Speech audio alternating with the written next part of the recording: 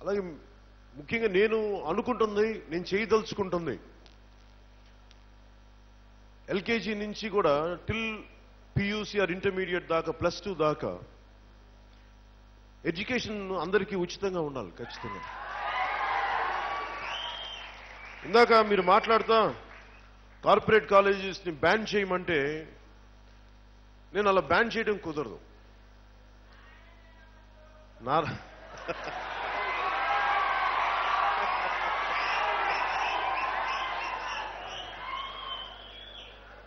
మరి ఏం చేస్తాను, మంత్రిగా ఉన్నాను, మనం ఎట్లా బ్యాన్ చేయగలం అండి? ఇప్పుడు అలా కాదు. ఇప్పుడు నేను చాలా మంది చెప్తాను ఎందుకు ఈ కాలేజీలో సడన్గా పెరిగిపోయినంటే, మన కర్నూలులో ఉండే ఎమ్మెల్యేలు మినిస్టర్ అందరికీ కూడా ఒక కాలేజీలు ఉంటాయి. ప్రతి ఒక్కరికి ఒక కాలేజ్, డెంటల్ కాలేజ్ అంటే అది వ్యాపారంలో అయిపోయింది. దానికోసం 3 స్కూల్స్లో ప్రభుత్వ స్కూల్స్ని, గవర్నమెంట్ స్కూల్స్ని చంపేశారు. ఉన్న ఒక్క స్కూల్కి కూడా విద్యార్థులు సరిగ్గా ఉండరు. ఉన్న మనకి టీచర్స్ వచ్చినా కానీ వాళ్ళు వేరే పనిలో ఉంటారు. ఇందాక మీరు చెప్తున్నట్టుగా ఇవన్నీ మారాలి అంటే నేను ఒకటే నిర్ణయించుకుంది ఏంటంటే, నేను ఢిల్లీలో పాసిబిలిటీ చేసి చూపించారు ఆప్ గవర్నమెంట్. దాదాపు 8,000 స్కూల్స్కి ప్లే గ్రౌండ్స్ దగ్గర నుంచి, లిఫ్ట్ల దగ్గర నుంచి విపరీత గుడ్ ఫెసిలిటీస్ పెట్టారు. జనసేన ప్రభుత్వం ఎంతవరకు తీసుకురాగలను ఇవన్నీ నాకు తెలియదు. కానీ నేను వర్క్ చేయదలుచుకుంది, నేను పని చేయదలుచుకుంది revival of government schools, quality education తీసుకొస్తాం. ఎందుకంటే ఇంతమంది టీచర్స్ ఉన్నారు, ఒకవైపు ఉద్యోగాలు లేవు. వాళ్ళందరికీ కావాల్సింది ఒక స్కిల్ డెవలప్మెంట్ కావాలి, కొంత ఎక్స్ట్రా అడిషనల్ స్కిల్స్ కావాలి. ఫిన్లాండ్ తరహాలో ఎడ్యుకేషన్ పాలసీని ఇక్కడ చాలా బలంగా తీసుకెళ్ళాలి. క్వాలిటీ ఎడ్యుకేషన్ రావాలి. గవర్నమెంట్ స్కూల్స్ని నేను బలంగా తీసుకుంది. నేను చిన్నప్పుడు వీధి బడిలో చదువుకున్నాను, ఓనమాల్ మన ఒంగోలులో. అంటే ఒకసారి మంచి విలువైన మాటలు చెప్పింది వీధి బడిలో ఉన్నప్పుడే. తర్వాత రాను రాను మోరల్ సైన్స్ పోయింది, మోరల్ సైన్స్ తీసేశారు పాఠ్యాంశాల్లో. నేను అనుకుంటుంది ఎడ్యుకేషన్ అందరికీ ఫ్రీ చేసేయాలి.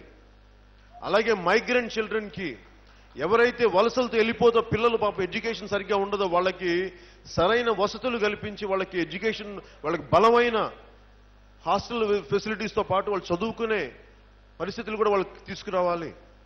అలాగే విద్యార్థులకు కావాల్సింది వాళ్ళకి అసలు పాకెట్ మనీ ఎంత అవసరం వీటన్నిటికంటే కూడా ముందు అవి నాకు అది ముందు నిర్ణయించుకోవచ్చు. కానీ నేను అనుకుంటుంది ముందుగా మీరు వెళ్ళడానికి, ఎక్కడికి వెళ్ళాల్సినా మీకు ఫ్రీ బస్ పాస్లు ఉండాలి. ఇక మీ సినిమాలకి లేదంటే మీ వినోదాలకి ఏదైనా ఖర్చు అంటే అది నాకు తెలియదు. కానీ ఎందుకని మీ సినిమా మీరు డబ్బులు ఇస్తే ఖర్చు పెట్టేసుకుంటారు కాబట్టి నేను చంద్రబాబు నాయుడు గారు ఆలోచిస్తాను. నేను కూడా మీరు ఖర్చు పెట్టేస్తారని చెప్పి సరదాగా అన్నాను. కానీ ముఖ్యంగా కావాల్సింది మీకు బయటికి వెళ్ళడానికి, తిరగడానికి మీకు కావాల్సింది బస్ పాసులు కావాలి. మీరు జేబులో నుంచి ఖర్చు పెట్టకుండా మీరు తిండి తినాలన్నా, మీకు ఏది అవ్వాలనుకున్నా కానీ అవన్నీ గవర్నమెంటే ప్రొవైడ్ చేయాలి. అసలు మీకు డబ్బు ఖర్చు అవ్వకూడదు, ఇంట్లో నుంచి రూపాయి తీసుకురాకూడదు, తిరిగి గవర్నమెంట్ ఖర్చు పెట్టాలి. ఎందుకంటే ఇన్ని వేల కోట్ల దోపిడీ జరుగుతున్నప్పుడు, ఇన్ని లక్షల కోట్ల దోపిడీ జరుగుతున్నప్పుడు, అంటే ఒక్కొక్క ఎమ్మెల్యే 30 కోట్లు 40 కోట్లు, ఎంపీ అంటే 50 కోట్లు 100 కోట్లు. ఇంత డబ్బు ఉంది అంటే, ఇంత డబ్బు దేని మీద పెట్టుబడి పెడతాం? డబ్బు సంపాదించడానికి. అంటే డబ్బు ఉంది అక్కడ. ఆ డబ్బు ఉంచడం కావాలంటే నేనేం చేశానంటే, ఇదివరకు డబ్బున్న వాళ్ళే రాజకీయాల్లోకి వస్తున్నారు. నేనేం కోరుకుంటున్నానంటే డబ్బున్న వాళ్ళు కూడా ఇప్పుడు రాజకీయాలకు రావాలి, వాళ్ళకి విలువలు ఉండాలి. నేను డబ్బులు సంపాదిస్తాను, నేను కోట్లు సంపాదిస్తాను. కానీ ఈ కోట్లు తిరిగి నేను రాజకీయాలు ప్రక్షాళనకు పెడుతున్నాను ఈ డబ్బులు. ఎందుకంటే డబ్బు ఒకప్పుడు స్వాతంత్ర సమరయోధులు అందరూ చాలా డబ్బున్న వాళ్ళు, విలువలు ఉన్నవాళ్ళు. ఎవడో పరాయి వాడు వచ్చి పాలిస్తా ఉంటే ఉన్న డబ్బును తీసుకొచ్చి వాళ్ళు తరిమేదాకా ఖర్చు పెట్టారు. అలాగే ఇప్పుడు డబ్బున్న వాళ్ళు, విలువలు ఉన్న వాళ్ళు అధైర్యపడిపోయి మాకెందుకులంటే గూండాలు రౌడీల రాజ్యాలు వెళ్తారు. నేను చాలా పకడ్బందీగా ఉన్నాను, చాలా బలంగా ఉన్నాను. నాకు ఈ ఇబ్బందులు లేవు, ఈ భయాలు లేవు. నాకు వాళ్ళకి 1000 కోట్లు ఉండనివ్వండి, కిరాయి మూకలు ఉండనివ్వండి, వాళ్ళకి ఒక ప్రైవేట్ సైన్యం ఉండనివ్వండి, నేను అన్నిటికీ తెగించి వచ్చాను రాజకీయాలు, కానీ ఆలోచించాను ఇవన్నీ ఇబ్బందులు ఉంటాయా అని. అందుకే నేను ఎవరి జీవితాలు రిస్కులో పెట్టను.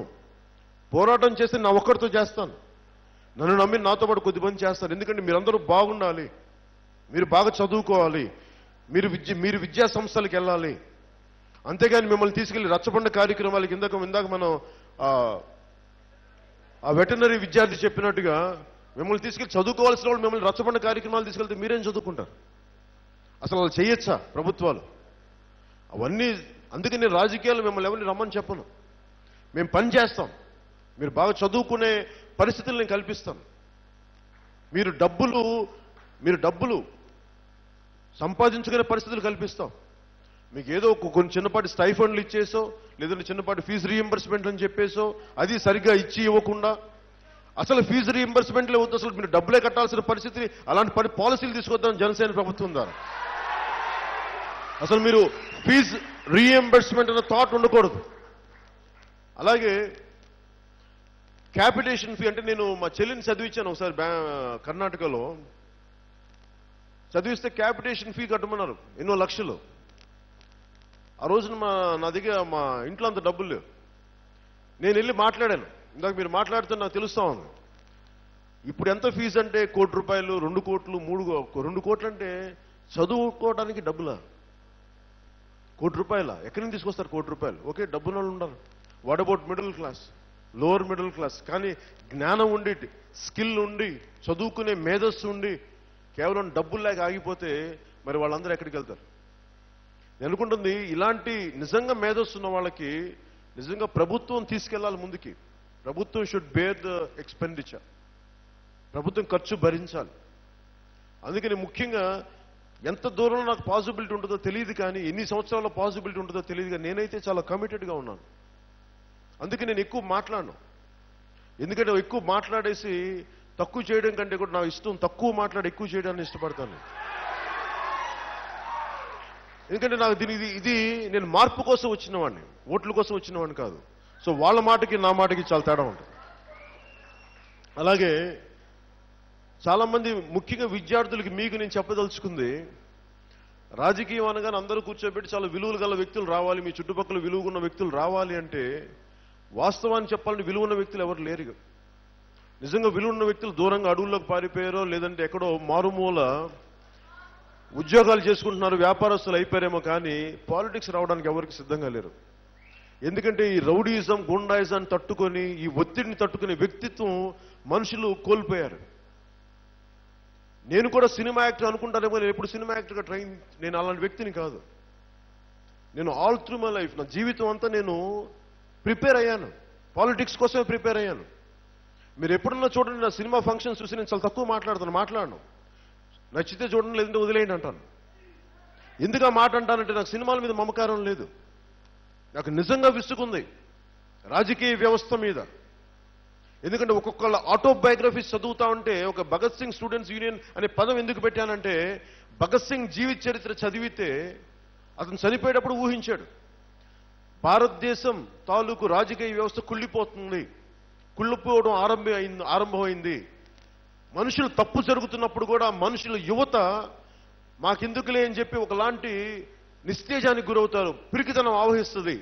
అందుకని నా చావు మేల్కొల్పు కావాలని చెప్పి వెళ్ళి తనే స్వయాన్ని వెళ్ళి క్షమాభిక్ష పెడతా ఉన్నా కానీ చచ్చిపోవడానికి సిద్ధం అయిపోయి తను ఊరికెళ్ళిపోయాడు. అందుకని భగత్ సింగ్ స్ఫూర్తిని గౌరవించడానికి నేను భగత్ సింగ్ స్టూడెంట్ యూనియన్ పెట్టాను. ఎందుకంటే మనకి మీ అందరూ మీరు జరిగేటప్పుడు కొన్ని కష్టాలు ఉంటాయి, ఇబ్బందులు ఉంటాయి. నాకు ఈ జర్నీ చేయడానికి ఒక సుదీర్ఘమైన ప్రయాణం. మీ అందరికీ చాలా కష్టంగా ఉంటుంది. నేను మిమ్మల్ని నమ్మించడానికి ప్రయత్నం చేయట్లేదు. ఇంతమందిని నమ్మారు మీరందరూ, ఇంతమందిని చూశారు. మీరు ఎక్కడో ఒక చోట మీరు ఓపిక లేక తెచ్చుకొని మీరు ఓటేయడానికి కూడా మీరు ఆలోచిస్తే, సంకోచిస్తే, దీనికి ఒక కులం కానీ, ఒక మతం కానీ, ఒక ప్రాంతం కానీ భావనతోటి మీరు ఓట్లు వేస్తే అది మనం ద్రోహం చేసిన వాళ్ళం అవుతాం మనందరం. అందుకే నేను ఒక కులాన్నో, ఒక ప్రాంతాన్నో, ఒక మతాన్నో నమ్ముకొని నేను రాలేదు రాజకీయాల్లోకి.